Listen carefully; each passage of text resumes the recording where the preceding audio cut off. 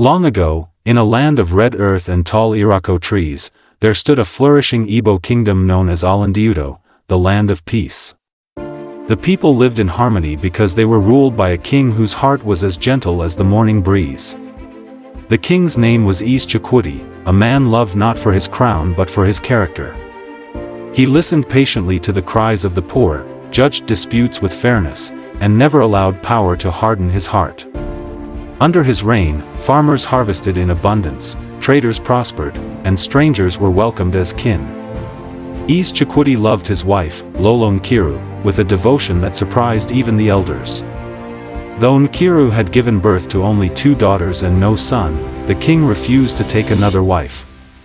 His daughters, Adiz and Uchechi, were his pride, and his queen was the anchor of his soul. Yet destiny often walks quietly, waiting for the moment when men are weakest. During the season of a great harvest, the kingdom celebrated with music, palm wine, and dancing that lasted many days. On the final night, Charie drank beyond measure. His thoughts became clouded, and wisdom slipped from his grasp. That night, a young palace maid named Ifeanyi brought him his meal. She was respectful and innocent, unaware that fate had chosen her for a path she never sought. In his drunken confusion, the king committed a mistake that would echo through generations. When dawn came, shame filled Charie's heart. He sent the maid away and prayed that the earth would swallow the event whole. But the earth remembers everything.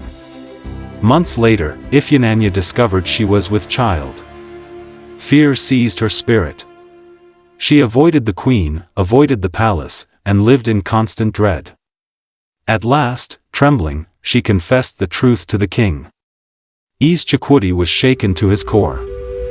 Fear of disgracing his beloved wife, fear of tearing his kingdom apart, and fear of the gods' judgment wrestled within him. In weakness, he chose secrecy over truth. Under the cover of night, the king arranged for Ifeanyi to be taken deep into the forbidden forest beyond Miriukperu, the great river. There, he built a small hut hidden among ancient trees. He gave her gold, livestock, and food enough to last a lifetime.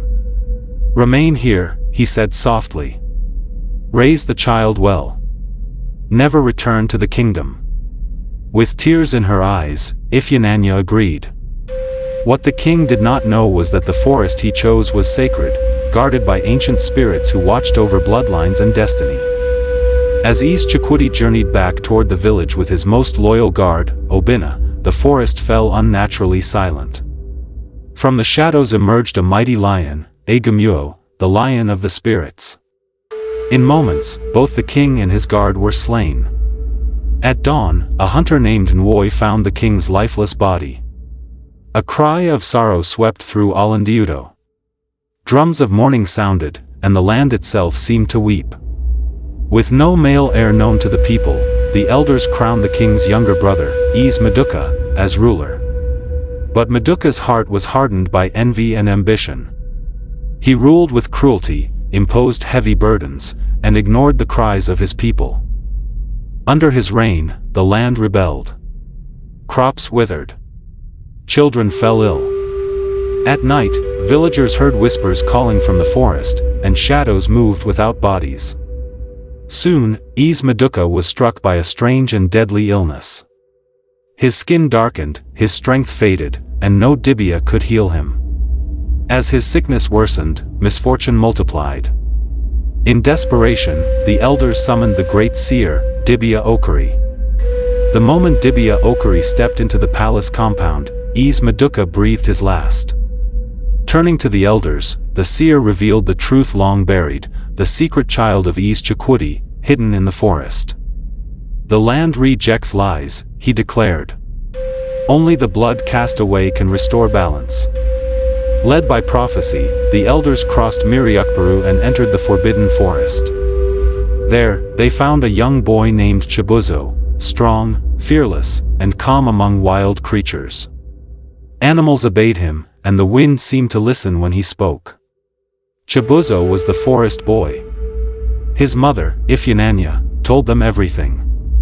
Before leaving the forest, Chibuzo faced trials set by the spirits, tests of courage, wisdom, and compassion. When he passed them all, the spirits released him. Chibuzo returned to Obianuju and was crowned king.